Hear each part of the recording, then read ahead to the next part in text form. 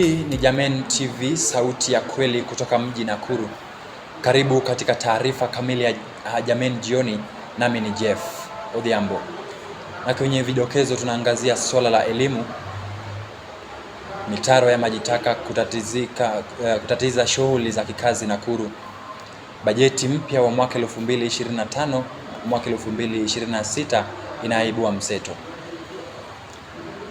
Wizara ya elimu yajipata katika njia panda kwa kuwa kufikia sasa mtihani ya kitaifa ya KCSE na KPSEA bado haijachapishwa, hali ambayo inaibua hisia mseto kwa watahiniwa pamoja na wazazi.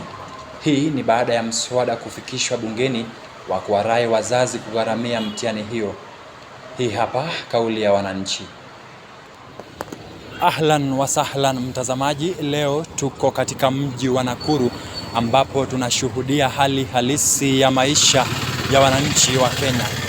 Katika ripoti hii leo hii tunazungumza na wakazi wa Nakuru tukishuhudia mafanikio na changamoto kwa ujumla kuhusu masuala ya kiafya, masuala ya mazingira na pia vile vile masuala ya kiuchumi.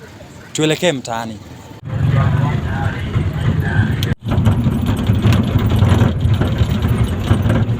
Matatu, mimi naona mambo ya hiyo ya mtihani irudi tu kwa serikali, isikuje kwa mzigo yetu, sababu wengine wazazi walienda wajukuu wakawacho kwa washosho. Sasa tutafanya nini? Watoto watasoma, watakaa nyumbani, alafu tena serikali imobilize machifu, enda mshike hiyo watu wapeleke watoto. Unajua huko Kasongo wakileta drainage wape vijana wanaleta watu wao. Sasa kama huyo Kasongo akisema ametenga kutenga asitutengee sisi vitu. Nikitamatisha, Kenya inaposubiria bajeti ya mwaka 2025 na mwaka 2026, matarajio ni mengi kutokana na bajeti hiyo. Hizi hapa ni baadhi za kauli za wananchi.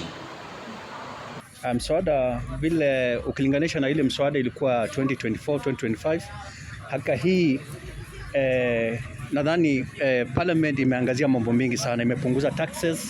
Ukiangalia mambo ya ukulima, kuna pale 5% wameiweka 0%. Kuna taxes mingi zimekuwa zero rated.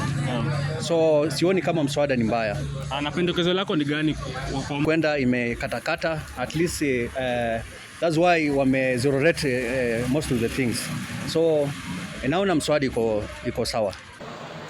Kufikia hapo mtazamaji, natia kikomo. Ungana nami hapo mwendo wa saa 3 kamili ambapo nitarejea na matukio zaidi kwa kina.